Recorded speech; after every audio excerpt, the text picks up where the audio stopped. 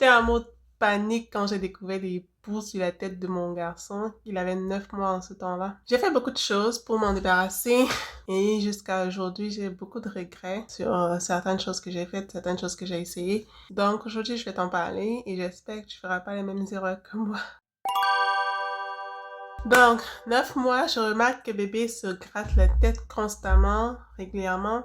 Comme il faisait de l'eczéma en même temps, je me dis, oh, peut-être qu'il a juste la peau sèche. Non, le cuir chevelu sec. Là, je lui fais un bain d'huile d'olive. Quelques minutes plus tard, une armée de poux qui déferle.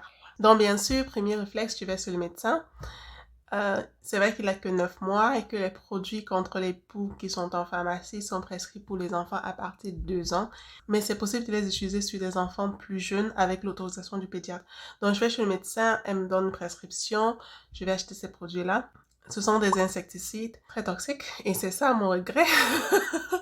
C'est que je connaissais pas d'autres méthodes plus simples, plus naturelles, moins toxiques de se débarrasser des poux. Donc, du coup, on utilise ces produits. Vraiment, là, quand je dis toxique, c'est toxique. Donc, du coup, toute la famille, mon garçon, ma fille, mon mari et moi, on se shampoing avec cet insecticide. Une semaine plus tard, on fait la même chose. On nettoie toute la maison, bien sûr. On nettoie les draps, les vêtements, on passe vraiment partout.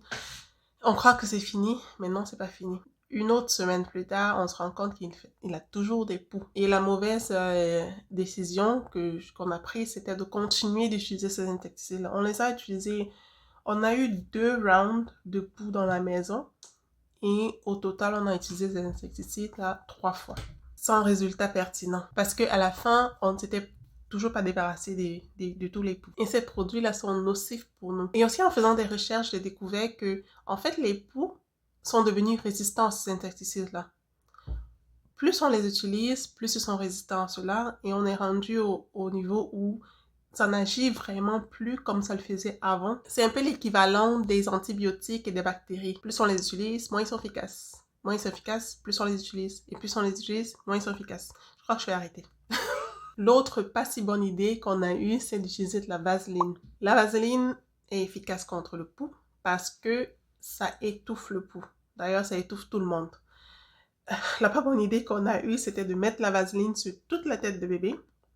Carrément un masque de vaseline. 2 raisons pour lesquelles c'est une très mauvaise idée. La première, c'est étouffant. Le cuir chevelu ne respire pas. Et c'est pour ça que ça marche avec les poux. Ça les étouffe, ils n'arrivent pas à respirer, ils meurent. Le problème, c'est que ça n'étouffe pas les lentes. Et ça ne décolle pas les lentes. La deuxième raison pour laquelle c'est pas une si bonne idée, c'est que c'est impossible à laver. Ce truc-là, ça nous a pris.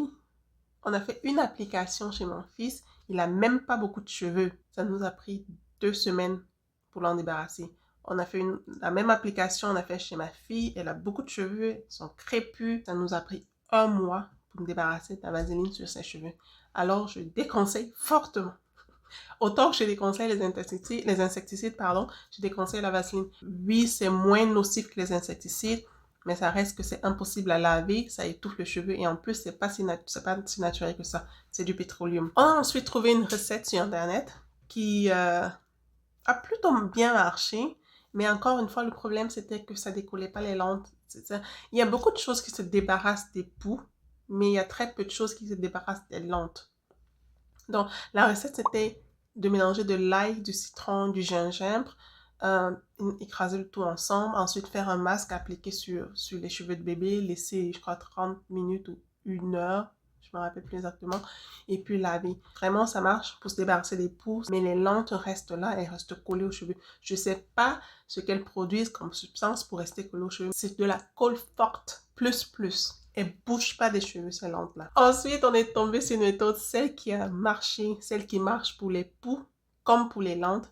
Utiliser un produit très simple, le vinaigre. Ça décolle les lentes. Ça dissout cette colle-là comme ça qu'ils utilisent pour s'accrocher aux cheveux. Ça dissout cette colle-là, ça débarrasse des lentes. La recette, c'était de faire un mélange vinaigre et eau, 50-50, d'appliquer sur les cheveux de bébé, de laisser pendant 30 minutes, je crois, au maximum, parce que ça reste que le vinaigre est très piquant. Il ne faudrait pas laisser longtemps sur les cheveux de bébé et ensuite rincer. Faire la même chose 2 jours plus tard et ensuite 1 semaine plus tard. Donc, ça permet de se débarrasser des poux, de décoller les lentes et de les laver. Une autre chose, c'est que vu que le produit est appliqué sur la tête de bébé, moi, ce que je conseille, c'est quand on fait le mélange eau et vinaigre, le tester sur sa propre tête pendant quelques minutes pour juste avoir un ressenti de ce que l'enfant va sentir. Une autre chose qu'on a utilisée, qu'on nous a conseillé et qui, moi, j'ai trouvé que ça marche, et jusqu'à aujourd'hui, j'utilise encore quelques fois, de temps en temps. Surtout quand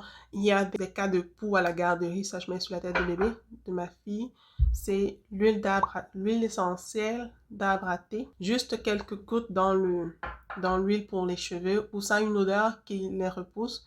Comme ça prévient la transmission. Ensuite, il faut bien sûr prévenir la réinfection. Et pour ce faire, il faut nettoyer l'environnement dans lequel l'enfant est, s'assurer qu'il n'y aura pas de transmission de l'environnement vers les cheveux de bébé encore. Parce qu'un pou peut vivre environ 2 jours hors des cheveux, hors de la tête. Donc, il faudrait laver le linge, nettoyer le tapis. On sait bien que les bébés, ça se roule sur le sol, ça se roule sur le tapis. Donc, nettoyer l'environnement, s'assurer que tout est propre, que tout est passé à la laveuse, que les vêtements qui peuvent pas être lavés ou les choses qui peuvent pas être lavées comme les doudous, comment ça s'appelle, les ours en peluche là, qu'ils passent à la sécheuse si possible. S'ils peuvent pas passer à la sécheuse, qu'ils passent au congélateur. Prendre son mal en patience, ça prend un peu de temps. On ne se débarrasse pas de poux en 2 jours. Ça prend 1, 2 semaines, mais ça finit par partir.